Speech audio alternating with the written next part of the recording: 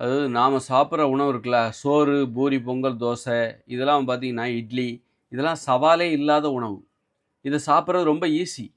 ஒரு ஒரு 5 நிமிஷத்தில உங்க வயிற நிரப்பிர்லாம். வயிறு வீங்குற அளவுக்கு, இதுக்கு மேல என்னால சாப்பிட முடியாது அப்படிங்கிற அளவுக்கு ஒரு 10 நிமிஷத்தில உங்க வயிறு ஃபுல் ஆயிடும். ஏன்னா, இத மெல்ல வேண்டிய அவசியமே கிடையாது. அரைக்க வேண்டிய அவசியமே கிடையாது. சோறெல்லாம் பார்த்தீங்கன்னா, அத ஏன் அரைச்சு சாப்பிட மாட்டாங்க தெரியுமா? ஏன் குழம்பு ஊத்துறாங்க? நம்ம வந்து சோற வாயில வைக்கும்போது, அந்த குழம்பு தான் சுவை. அந்த குழம்போட சுவை உள்ள போயிடுச்சுனாலே, அப்புறம் அதில ஒண்ணுமே இல்ல. சக்க மாரி ஆயிடும். சோறுங்கிற ஒரு சக்கைய போல தோணும். அப்ப அந்த குழம்ப சுவைத்த பிறகு, அந்த சோற நம்ம உள்ள அனுப்பிச்சிடுறோம். அத மெல்ல வேண்டிய அவசியமும் கிடையாது. ஏற்கனவே அது நல்லா வேக வைக்கப்பட்டது. அத மென்று தான் உள்ள அனுப்பணும் அப்படிங்கிற அவசியம் சோத்துல இல்ல. சோறு, இட்லி, தோசை இதெல்லாம் வந்து மென்று தான் அத சாப்பிடணுங்கிற அவசியம் இல்ல. ஏற்கனவே நல்லா வேக வைக்கப்பட்டது அது. அப்புறம் அதில குழம்ப ஊத்துறோம். வாயில போடும்போது, அந்த குழம்பை சுவைக்கிறோம்.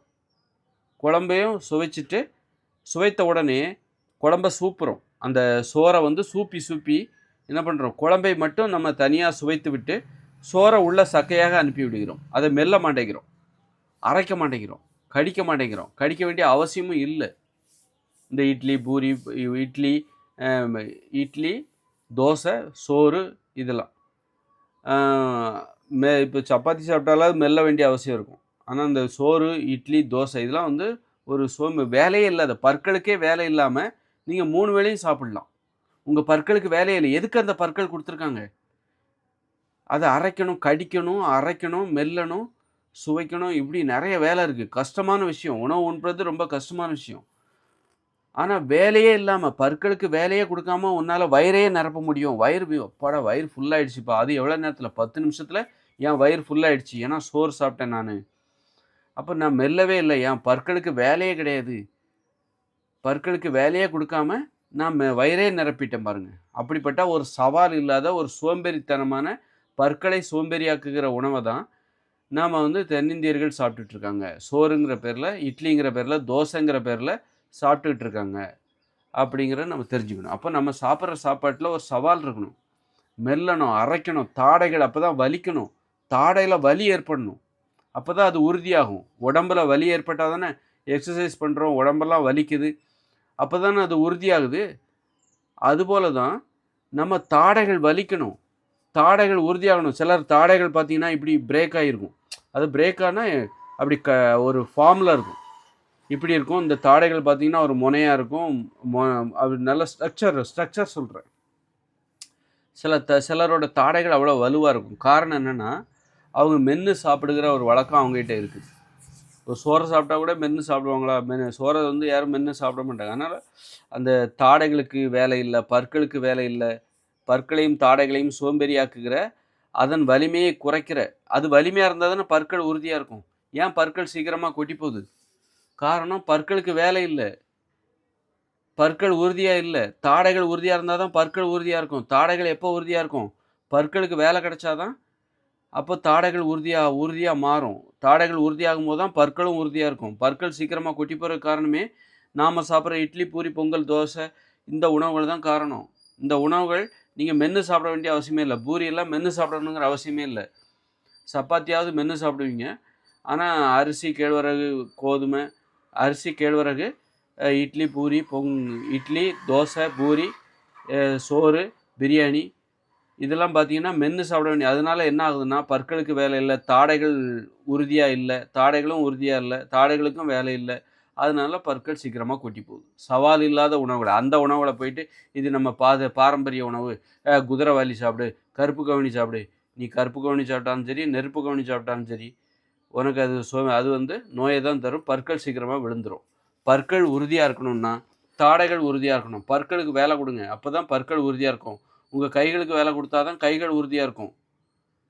நான் ஓடுனா தான், நடந்தா தான், உடற்பயிற்சி செஞ்சா தானே உடம்பு உறுதியா மாறுது. அதுபோல தான் உடல் உழைப்பில் ஈடுபட்டா தானே உடம்பு உறுதியாகுது. அதுபோல பற்கள் உறுதியா இருந்தா தான் ரொம்ப நாளைக்கு இருக்கும் அப்படின்னா, பற்களுக்கும், தாடைகளுக்கும் வேலை குடுக்குற ஒரு உணவுகளை சாப்பிடுங்க. காய்கறிகள கடிச்சு சாப்பிடுங்க. கேரட் சாப்பிடுங்க. இந்த மாரி கடிச்சு சாப்பிடுவதற்கு வாய்ப்புள்ள தேங்காய சாப்பிடுங்க. இதெல்லாம் தினசரி ஒரு தேங்காய சாப்பிடுவதன் மூலம் ஒரு 10 நிமிஷம் உங்க தாடைகளுக்கு நீங்க பயிற்சி குடுக்குறீங்க. 10 நிமிஷம் நடைப்பயிற்சி செஞ்சா உங்க உடம்புக்கு எவ்வளோ நல்லது. 10 நிமிஷம் நடைப்பயிற்சி செய்றனால, உங்கள் உடம்புக்கு எவ்வளோ நல்லதாக இருக்குது. 10 நிமிஷம் ஜிம்மில் போய் ஒர்க் அவுட் பண்ணால் எவ்வளோ நல்லதாக இருக்குது. அதுபோல் உங்கள் தாடைகளுக்கு பயிற்சி கொடுங்க. நீங்கள் ஜிம்மில் போய் ஒர்க் அவுட் பண்ணிட்டு நீங்கள் சோறு சாப்பிட்டீங்கன்னா எப்படி என்ன ஆகும். அதுபோல் நீங்கள் ஜிம்மில் போய் ஒர்க் அவுட் பண்ணிட்டாலே உங்கள் பற்கள் உறுதியாகிடாது. ஜிம்மில் போய் ஒர்க் அவுட் பண்ணுங்கள். அப்புறம் பற்களுக்கான ஒர்க் அவுட் கொடுங்க. பற்களுக்கான ஒர்க் அவுட்டுங்கிறது எது? இந்த தேங்காய் சாப்பிடுங்க, கேரட் சாப்பிடுங்க, பீட்ரூட் சாப்பிடுங்க, கடித்து சாப்பிடுகிற உணவுகளை சாப்பிடுங்கள். கடித்து மென்று அரைக்கிற உணவுகளை தினம் ஒரு அரை மணி நேரமாவது சாப்பிடுங்க. அல்லது ஒரு 10 நிமிஷமாவது சாப்பிடுங்க. அப்போ தாடை வலிக்கணும். அப்போ தான் தாடை வலிக்கும்போது அப்புறம் நைட்டெல்லாம் தூங்குறீங்க, ரெஸ்ட் எடுக்கிறீங்க, அப்போ ஓய்வு எடுக்குது, அப்போ உறுதியாக மாறுகிறது. உறுதியாக மாறும்போது பற்கள் விழாது. அப்போது நீங்கள் ரொம்ப நாளைக்கு எனக்கு பற்கள் வேணும்பா, அப்போ நான் என்ன பண்ணணும், எனக்கு அதுக்கு என்ன வழி, அதுக்கு இந்த பல்பொடி, நீங்கள் பல்பொடியை தேடுறீங்க. சாப்பிட்றது சோறு, பொங்கல், தோசை, இட்லி. அதாவது பற்களுக்கு வேலையே இல்லாத உணவுகளை சாப்பிட்டுட்டு, ஆனால் நல்ல மூலிகை பல்பொடி எங்கே இருக்குது, டூத் ப்ரஷ்ஷு 2 வாட்டி பல் விளக்கிட்டா பல் விழாது அப்படின்னு நீங்கள் நினச்சிட்டு இருக்கீங்க. எந்த வேலையுமே நான் செய்ய மாட்டேன், நானா 2 வாட்டி குளிப்பேன், என் உடம்பு சுத்தமாக இருக்கும், ஆனால் உறுதியாக இருக்குமா? உறுதியாக இருக்குது. அதனால் பற்கள் சுத்தம்ங்கிறது வேறு, பற்கள் உறுதிங்கிறது வேறு. நீங்கள் பல் துலக்கும் போது பற்கள் சுத்தமாகிறது, ஆனால் உறுதி அடையவில்லை. ஏனென்றால் நீங்கள் சாப்பிடுகிற உணவு இட்லி, தோசை, சோறு, பிரியாணி இதுதான் சாப்பிட்றீங்க. பற்களுக்கு வேலை கொடுக்காத உணவுகளை சாப்பிடுகிறீர்கள். அதனால் தாடைகளுக்கும் அங்கே வேலை இல்லை, பற்களுக்கும் வேலை இல்லை. ஆனால் 2 வாட்டி பல் மட்டும் துளைக்கிறீங்க. அப்போ பற்கள் சுத்தமாக இருக்கே தவிர ஆனால் உறுதியாக இல்லை. நீங்கள் 2 வாட்டி குளிக்கலாம், 3 வாட்டி கூட குளிக்கலாம். ஆனால் உடம்பு உழைப்பு இல்லை, உடற்பயிற்சி எதுவுமே செய்யலை அப்படின்னா உங்கள் உடம்பு சுத்தமாக இருக்கும், ஆனால் உறுதியாக இருக்காது. நல்லா தெரிஞ்சுக்கோங்க. அதனால் நம்ம சாப்பிட்ற உணவை நம்ம மாற்றி ஆகணும்.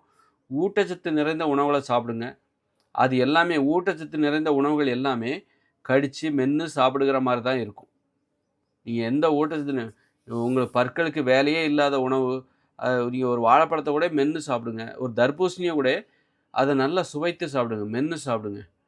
அப்போ தான் அது தர்பூசணியை கூட என்ன பண்ணுவாங்க, அப்படியே முழுங்கிடுவாங்க. அப்படிலாம் முழுங்கக்கூடாது.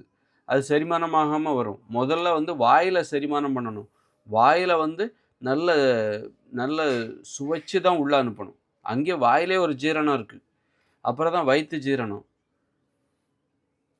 ஒரு அப்போ தர்பூசணியோட எப்படி சாப்பிடணும்னு நம்ம தெரிஞ்சுக்கணும்.